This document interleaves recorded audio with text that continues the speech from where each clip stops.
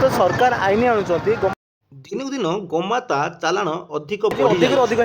कौन कह देखो बर्तमान मु गोटे कथा कहबी ओडिशा रे आईन श्रृंखला परिस्थिति संपूर्ण रूपे विपर्यस्त आईन व्यवस्था को वर्तमान सरकार लोकों सरकार मोहन माझी सरकार जो सबु निम्न बजाउछन्ति कि आम लोकों कार्य करुचु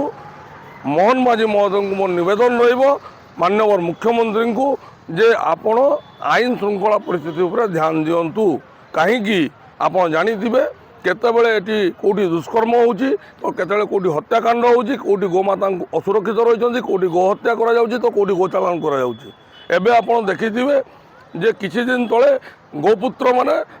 राजरास्ता बसिथिले धारणा बसिथिले आमरण अनशन बसिथिले लोयर पीएमजी ठारे सरकार तरफ पूर्ण प्रतिश्रुति मिला जे आगामी फेब्रुआरी मासरे हेबाकुथिबा विधानसभा अधिवेशन रे नूतन गो सुरक्षा आईन पारित करा जिवो प्रणयन करा जिवो किंतु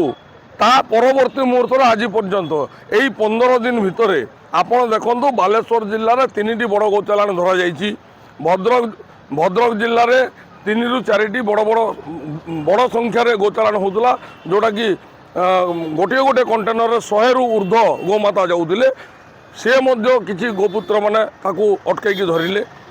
जगतसिंहपुर जिले में गोमांस मिली कटक जिले में दी थर गोचालाण होता बजरंग दल कार्यकर्ता अटकई आज गत काली रातिर घटना कहूँ संबलपुर जिले में गोहत्या कर गोमांस बिक्री करपरी नजीर आप देखो ये 15 दिन भितर 30टी जिलार प्रत्येक स्थान में कौटी ना कौटी बारंबार गोहत्या कर गोमाता को चालाण कर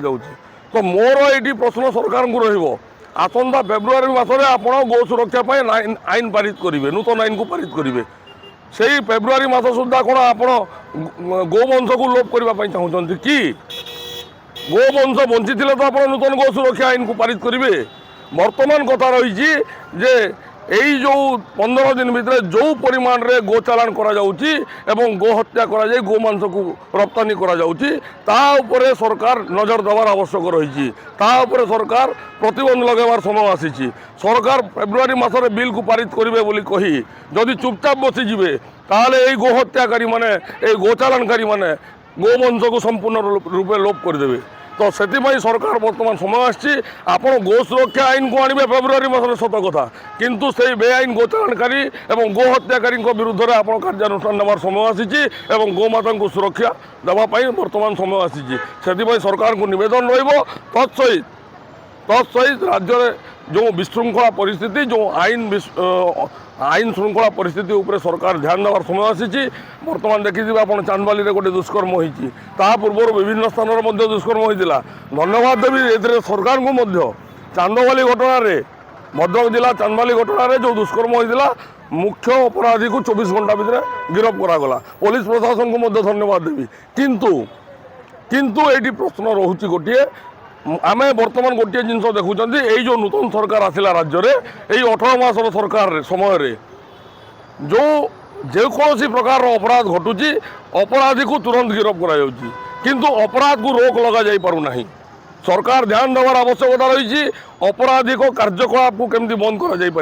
अपराधी को गिरफ्त कले किसी हेबनी अपराधी को गिरफ्त करने पूर्वर अपराधी अपराध घटे सारूची किंतु अपराध केमती कि न घटब अपराध उपर केमती कि रोग लगे सरकार समय बर्तमान ध्यान देवार समय आसी बर्तमान सरकार निजर ध्यान केन्द्रबिंदु करवार समय